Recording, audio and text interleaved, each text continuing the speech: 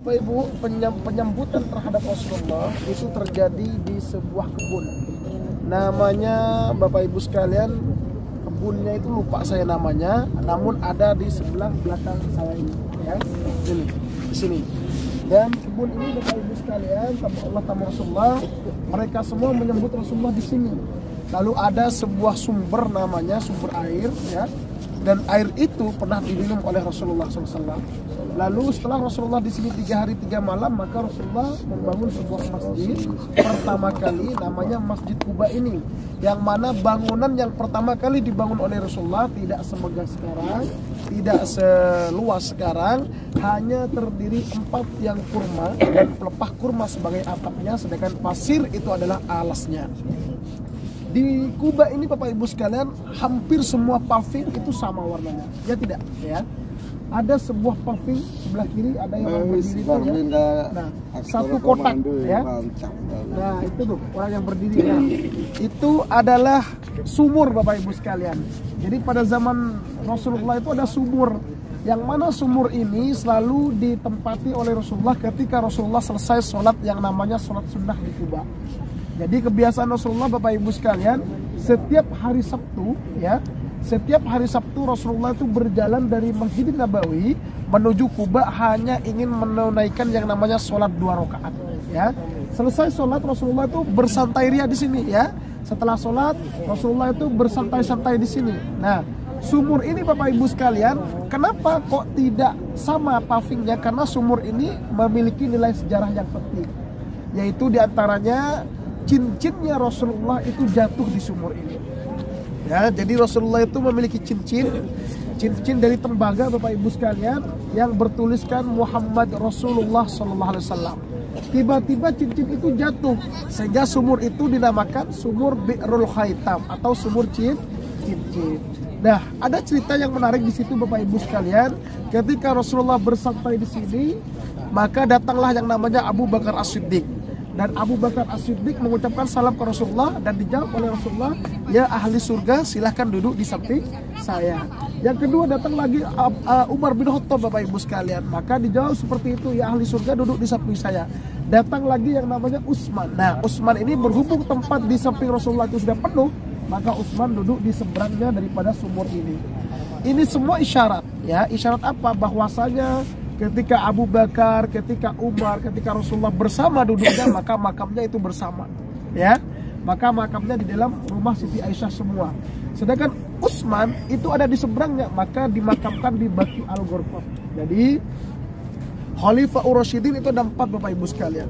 Yang pertama yaitu yang pertama dengan kedua itu bersama Rasulullah, yang ketiga itu di Baqi.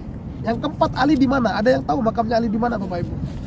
Ya, Ali itu tidak ada riwayat yang jelas di mana makam Sayyidina Ali.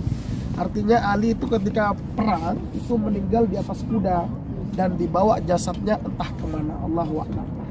Seperti sehingga Bapak Ibu sekalian, tamu Allah tamu Rasulullah, bahwasanya Utsman itu di Baqi dan juga 2 orang Abu Bakar yang dan juga Umar itu bersama Rasulullah, itu sudah diisyaratkan oleh Rasulullah ketika Rasulullah berada di Bi'rul Khaitam ini. Seperti itu. Nah, ketika itu Bapak Ibu sekalian, cincin itu diteruskan. Jadi ketika Rasulullah wafat maka diturunkan kepada Abu Bakar.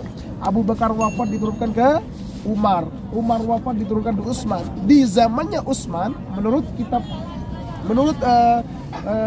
Imam Hajar di dalam kitab Manasikul Umrah wal Hajj dijelaskan pada masanya Utsman ini baru jatuh cincin itu. Ketika jatuh dicari sampai tidak ketemu, maka atas dasar itu sumur ini berbeda dengan paving-paving lain karena ada cincin Rasulullah yang jatuh di dalam sumur ini, sehingga sumur ini dinamakan Bi'rul Khaitam atau sumur cincin. Nah, selain itu Bapak Ibu sekalian, tamu Allah tamu Rasulullah, desa Kuba yang dibangun oleh Rasulullah SAW atau yang menjadi penyambutan oleh kaum Muhajirin dan kaum Ansor itu merupakan pintu gerbang pada saat ketika mau masuk ke kota Yasrib. Jadi ingat Bapak Ibu sekalian, Madinah sebelum Rasulullah datang namanya kota Yasrib. Baru ketika Rasulullah datang maka dirubah namanya menjadi Madinatul Munawwarah yang artinya terang benderang. Selain Rasulullah membangun masjid, Selain mengubah nama, juga Rasulullah membuat undang-undang ya, atau konstitusi, aturan pertama kali yang ada di dunia yang disebut dengan Piagam Madinah ya.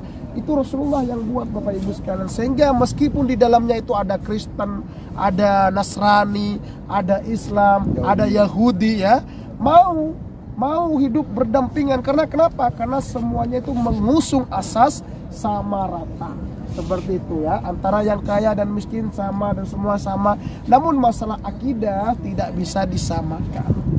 Sehingga Bapak Ibu sekalian, orang-orang yang tinggal pada zaman Rasulullah di Madinah ini mau menerima Rasulullah SAW, dan terus Islam berkembang. Dan pada akhirnya nanti Yahudi ini juga, Bapak Ibu sekalian, akan diusir dari kota Madinah atas perbuatan dia yang mau memerangi yang namanya kaum muslim. Seperti itu. Paham Bapak Ibu? Jelas ya? Nah, di sini Bapak Ibu, setelah ini kita akan ke bis karena udah banyak. Nah, bagi teman-teman yang mau order kaos keren, silahkan bisa di marketplace Shopee, Tokopedia, Bukalapak maupun Lazada. Caranya tinggal ketik saja Muhammad Ervando ya. Nah, teman-teman tinggal pilih untuk kaos-kaos kerennya. Kemudian yang cocok langsung saja di order untuk kaos-kaos kerennya ya. Bisa diorder satuan, lusinan, ataupun borongan, silahkan bebas. Nah, berikut ini saya kasih rangkumannya ya. Nah, teman-teman ketik saja di Shopee, Tokopedia, Bukalapak, Lazada, ketik Muhammad Ervando. Nah, kemudian juga tersedia kaos lengan panjang dengan desain-desain keren. Tinggal teman-teman pilih di marketplace Shopee, Tokopedia, Bukalapak, Lazada. Cuman untuk kaos lengan panjang ketiknya Vando Official Shop ya. Spesial untuk kaos lengan panjang, bisa untuk pria maupun wanita. Nah, untuk wanita yang berjilbab sangat cocok ya, karena pakai lengan panjang tersedia juga, dan tentunya dengan desain-desain kaos yang keren, kekinian. Nah, silakan teman-teman bisa ketik di Shopee, Tokopedia, Bukalapak maupun Lazada, ketik saja Vando Official Shop.